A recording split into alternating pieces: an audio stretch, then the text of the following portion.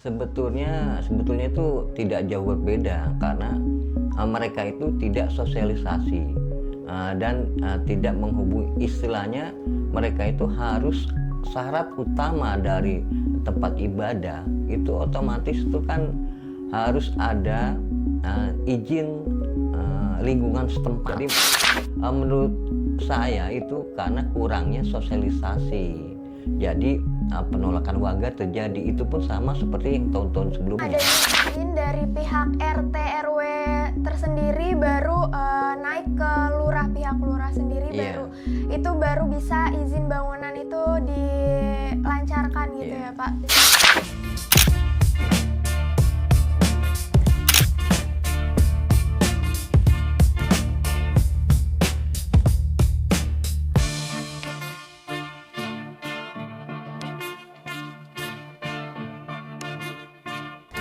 Semuanya, balik lagi di Ruang Podcast bersama aku, Aura Valeri, yang akan menemani kalian semua.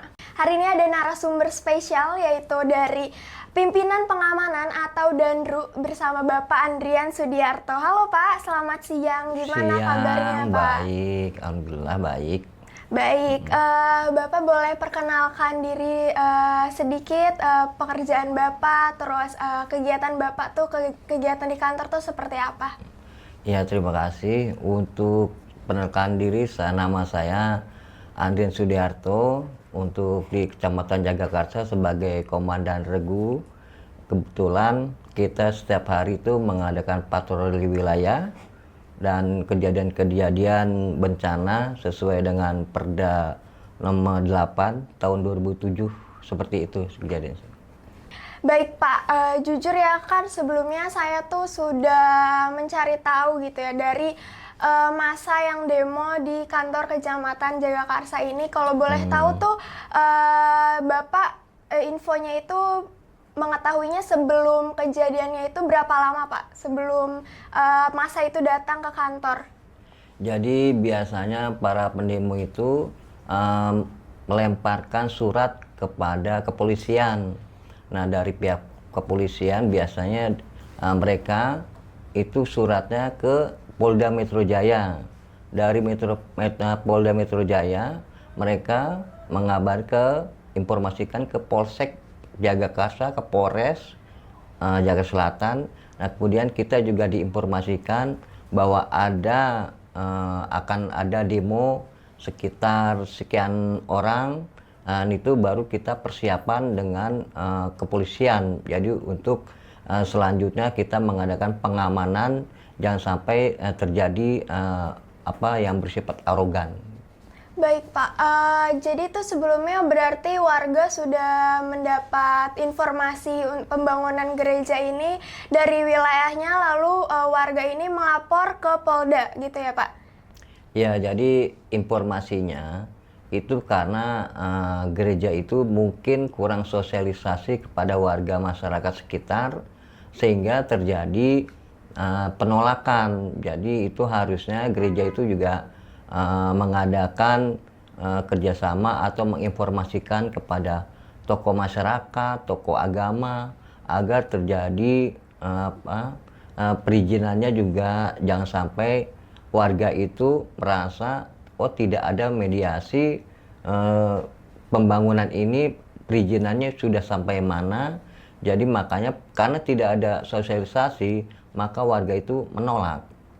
Terus dari yang kasus sebelumnya ini Pak, yang GKI Ampera 2019 di Jagakarsa, apakah Bapak tahu dari kasus tersebut lalu tetap berlanjut masalahnya itu, kasusnya sama apa yang Bapak rasakan di tahun 2025 ini Pak? Sebetulnya itu tidak jauh berbeda karena mereka itu tidak sosialisasi dan tidak menghubungi, istilahnya mereka itu harus syarat utama dari tempat ibadah itu otomatis itu kan harus ada izin lingkungan setempat. Namanya izin lingkungan setempat itu dari RT, RW sampai lurah. Itu harus ada mengeluarkan, otomatis harusnya mereka mengadakan sosialisasi kepada tokoh masyarakat, tokoh agama, apakah mereka sudah melakukan, sepertinya mereka tidak melakukan seperti itu, karena warga itu kok tiba-tiba terjadi gereja itu sudah ada. Nah, karena mereka tidak menghubungi RT, karena dari warga masyarakat sendiri itu minimal tuh harus ada warga menyetujui itu 60 orang. Nah, itu kalau tidak setuju otomatis mereka pasti tidak akan menyetujui adanya gereja. Jadi menurut saya itu karena kurangnya sosialisasi.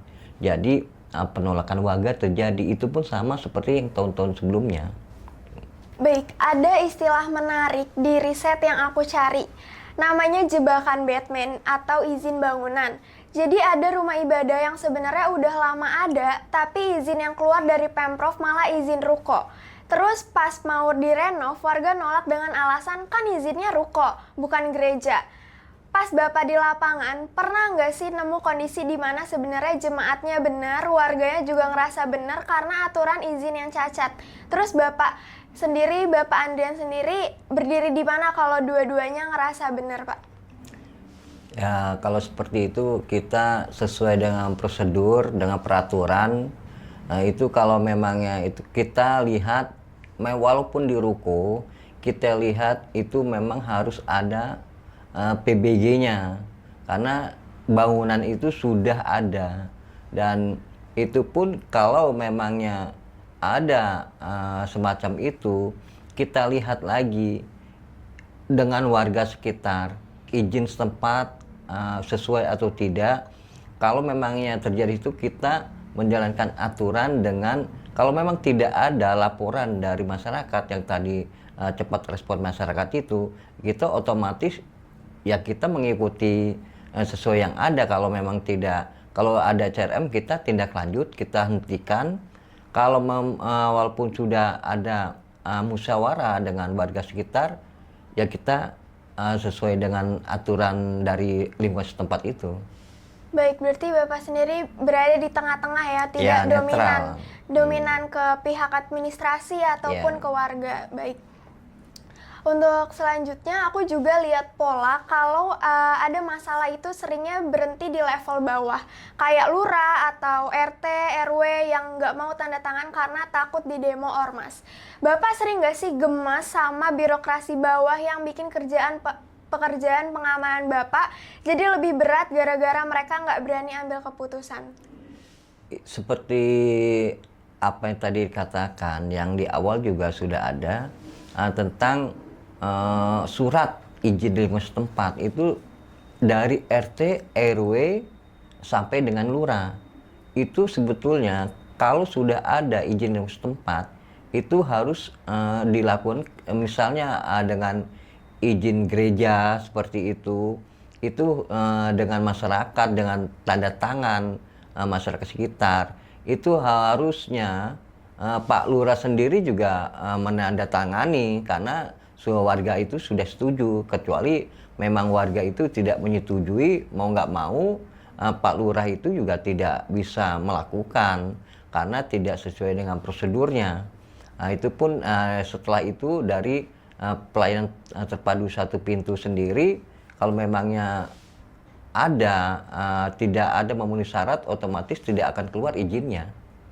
Itu seperti itu. Baik, berarti memang adanya izin dari pihak RT RW tersendiri baru naik ke lurah, pihak lurah sendiri baru bisa izin bangunan itu dilancarkan gitu ya, Pak. Baik, dari Bapak sendiri berarti peran birokrasi kecil ini yang dalam memicu konflik itu sebenarnya gimana tuh, Pak, tadi? Sebetulnya kalau yang dibilang itu jebakan Batman sebagainya sampai dengan lurah, sebetulnya tidak ada juga, karena kalau syaratnya sudah terpenuhi, otomatis administrasinya akan berjalan. Karena dengan syarat-syarat sudah terpenuhi, mau nggak mau siapapun tidak akan bisa menolak, karena kan sudah ada, intinya perizinan itu harus ada izin lingkungan setempat. Nah, baru itu namanya ada lagi namanya izin lingkungan. Izin lingkungan sendiri itu otomatis itu harus ada tingkat-tingkatannya. memang ya kalau ada pembangunan itu harus ada sampai tingkat wali kota, seperti itu. Baik Pak, mungkin yang bisa disimpulkan sendiri itu adanya izin bangunan rumah ibadah itu bisa dari RT RW dulu, lalu pihak RT RW menandatangani, baru abis itu dilanjutkan ke pihak lurah, dan warga pun ada yang menyetujui izin pembangunan tersebut ya Pak. Jika memang tadi warga banyak yang menolak atau tidak memenuhi syarat sampai tanda tangan warga, minimal warganya tersendiri itu tidak bisa dilanjutkan, seperti itu ya Pak? Iya. Oke, baik. Sekian banyak dari barikade yang Bapak juga sudah simpulkan, yang sudah dijelaskan. Sebenarnya juga capek ngelihat warga yang mungkin banyak penolakan atas rumah ibadah itu sendiri. Capek nggak sih Pak ngelihat warga kita sendiri ribut cuma gara-gara tempat ibadah? Terus bagaimana sih Bapak Andrian sendiri yang ngelihat berubah dari sistemnya perizinan itu sendiri? Sebetulnya sih bukan permasalahan capek atau tidak. Itu memang sudah tugas kami sebagai aparat, karena kan kita menjalankan sesuai dengan peraturan, itu sesuai dengan kita sebagai penegak perda. Jadi otomatis kita harus netral menjalankan peraturan daerahnya. Kita lihat dari sisi kita mengutamakan kepentingan masyarakat. Yang penting itu tidak ada menyalahi aturan di fasos dan pasumnya. Nah, seperti itu. Kalau menurut saya untuk selanjutnya masyarakat sendiri itu pun harus jeli melihat, walaupun ada gereja sebagai itu, dari pihak pengurus gereja pun mereka harusnya aktif. Jadi mereka harus mengadakan dengan warga sendiri, lapor ke RT, RW sampai tingkat kelurahan untuk menjalankan tempat ibadahnya itu sendiri. Jangan sampai ada komplain dari masyarakat sekitar. Itu pun harus diutamakan karena harus sosialisasi kepada masyarakat itu sendiri. Tuh. Oke teman-teman, dari obrolan yang sudah disampaikan bersama Bapak Andrian, memang aku menarik satu kesimpulan juga yang penting, masalah di Jagakarsa dan Jakarta ini nunjukin kalau konstitusi yang kita sering banget kalah sama secarik surat izin dan level kelurahan, itu aparat kayak Bapak sendiri ini sering terjepit di tengah-tengah. Namun ada solusinya, yaitu kita butuh aturan yang lebih adil, yang nggak cuma nyerahin nasib ibadah orang ke tanda tangan dari RT atau RW saja. Dan buat kita yang masih muda itu jangan cuma bilang, itu kan ilegal. Coba kalian menjadi anak muda yang kritis, lalu juga memang ilegal yang murni itu memang ada izinnya, apakah sengaja dipersulit oleh birokrasi tersebut. Karena memang beribadah itu kan hak, atau bukan sebagai secara administratif aja.